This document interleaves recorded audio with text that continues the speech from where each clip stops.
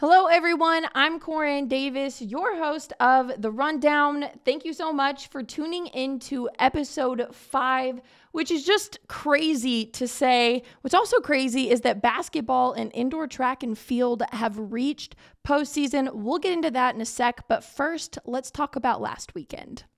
On Thursday, the Buffs and Lady Buffs faced LCU in a rivalry matchup, one of their final few regular season games of the season. Here are the highlights.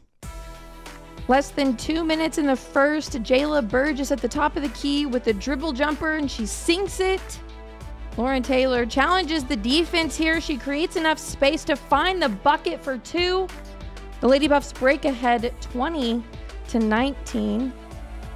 Nylam Thabach behind the arc with the quick release for triple off the glass. WT trails by 8 here. Lady Buffs moving the ball to work that offense. Taylor finds Motzenbacher on the baseline for the bucket. But the Lady Buffs are unable to catch up, and they fall to LCU 71-60. On to the guys' game. Midway through the first half, the Buffs lead by 6. Ahmed Mohamed fires it to Larry Wise on the perimeter for 3, and he buries it. LCU takes it down the floor, but they don't get very far. Addison Wallace steals the ball and drives it in for the slam dunk. 17 minutes left. Julius Brown crosses the defense and then charges in for the bucket to put the Buffs ahead 39-30. Damian Thornton at the top of the key. He lobs it to Ryland Holt for the basket, and he's fouled. The Buffs maintained momentum and came out with the win 68-55. Both teams wrapped up their regular season in Lubbock against the Chaps. The Lady Buffs topped LCU in a gutsy 88-79 win in overtime. Junior Nylam Thabach had a standout performance, walking away with an impressive 30 points, going 12 for 18 from the floor and 6 for 6 at the free throw line. She also had 14 rebounds, which led her to her second straight double-double. The Idaho native added to her accomplishments after being named the Lone Star Conference Offensive Player of the Week. And the Buffs clinched the LSC crown last Saturday after defeating the Chaps 84-77, which earned them the #1 seed going into the conference tournament. Senior Julius Brown put up 19 points along with 5 rebounds and 4 steals. 3 other guys hit double digits. On that list was Larry Wise with 13 points, Zach Toussaint with 10 points, and Damian Thornton chipped in 11 points, and he was also named the Lone Star Conference Defensive Player of the Week. After this weekend, the Buffs jumped to the 22nd spot in the NABC rankings. The women's golf team teed off at the St. Mary's Rattler Invitational this week. On Monday, Gam Songprasert finished the day in first place, firing an even par 144. Alyssa Campbell tied for second place with a 4-over 148. Lorenza Perini also finds herself in the top 10, tying for 5th after firing a 7-over 151. Riley Cook finished 7th at 8-over 152. The Lady Buffs walked away from Monday's competition in the top spot and kept it going into Tuesday. Songprasert led WT to victory, finishing 2 under 214. Campbell tied for second at 8-over 224, and Cook and Pernini matched each other's score and tied for 5th. The Buffs and Lady Buffs headed to Boston, Massachusetts to finish in the last chance qualifier at Boston University. Eleonora Kurtabi destroyed the NCAA Division II record that was set in the 3,000-meter race, recording a 9.810. Uwajaneza also made NCAA history, running a time of 9:14.36, which also surpassed her personal record. Both of these elite performers broke into the top 3 national rankings. The Buffs brought Brian Pittman to compete in the 400-meter dash, where he came from behind for the win. Senior Jalen Purcell ran in the 60-meter race, and the 4x4-meter relay squad made an appearance. Isaac Bozzio, Odell James, Malik Diop, and Brian Pittman improved their time by a tenth of a second, running a flat 1:13. We had Buffs all over the country this weekend. Let's jump from the East Coast to the mountains in Colorado. Buff baseball dominated Game 1 against MSU Billings, walking away with a 22-5 victory. In Game 2, WT faced CSU Pueblo in another non-conference matchup. The Buffs made a 15-point comeback after trailing by 6. In the top of the fourth, Finning crushed the ball to straightaway center, putting WT ahead 9-6. Fast forward to the top of the sixth, Leibel knocked in a single to plate Finning and Patrick Donovan. Savoy continued his success at the plate with a 2-run single in the seventh and recorded his 4th RBI on the day in the 8th. Here's another look at the scores from the weekend.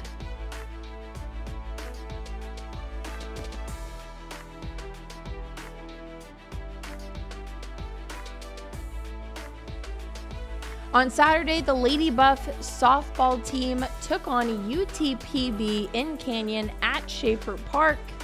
Senior infielder Diana Murtha wasted no time getting on base, knocking in a triple at the bottom of the second.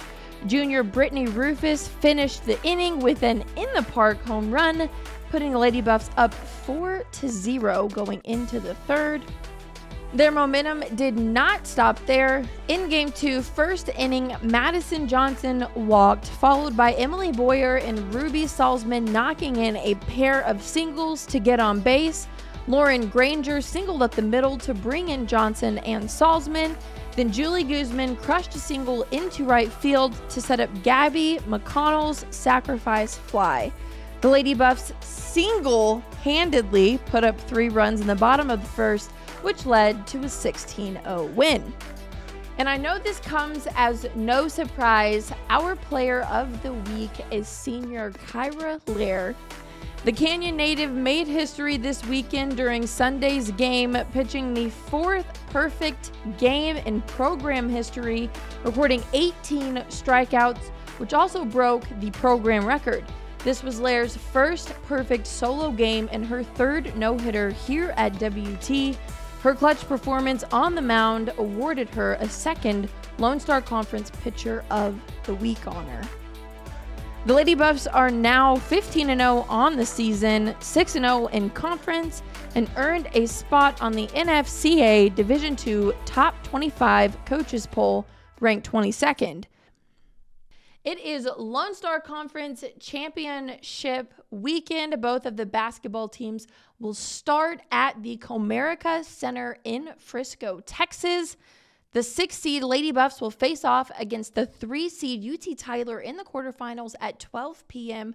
on Thursday. The Buffs sit in the number 1 seed and will take on the 6th seed Eastern New Mexico on Friday at 6 p.m.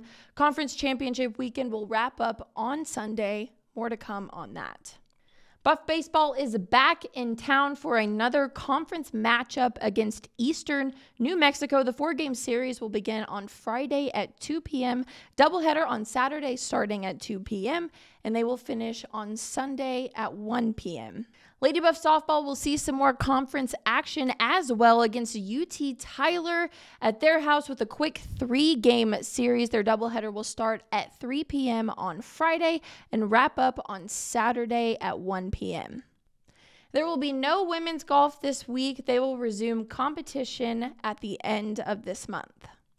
The men's and women's track team are a little less than 2 weeks away from the NCAA Division II Indoor Track and Field Finals. A lot of exciting stuff to come on that. Lastly, Lady Buff Volleyball will kick off their spring season in Lubbock at the United Supermarkets Arena starting at 1 p.m. against ACU and immediately after that at 2 p.m. against Texas Tech. Tickets for all of these sporting events can be found on GoBuffsGo.com, or you can stream the games on the Lone Star Conference Digital Network. In lieu of the spring season drawing near, which also means spring football, I thought, what better way to kick off the month of March than with head football coach Josh Lynn? I got to sit down with the 29th head coach in WT football history last week. Take a look. Okay, Coach, so I first wanted to talk to you about recruiting. I'm sure that's something you've been doing a lot of over the past couple of months. I was at your first press conference back in December, and you emphasized wanting to recruit local guys from the 806. What is your purpose for that? Well, I believe all good football teams have to have a foundation of Texas and, most notably local Texas kids, kind of your homegrown kids. And I think every good football program needs that nucleus of young men that are around the area. They'll stick around. It's not too far from home. Obviously, though, they got to be able to play football. And I believe the Panhandle this season, this recruiting cycle, had a lot of good players that we can build a foundation around. And it all starts with local, and we'll kind of branch out from there as we move forward in recruiting.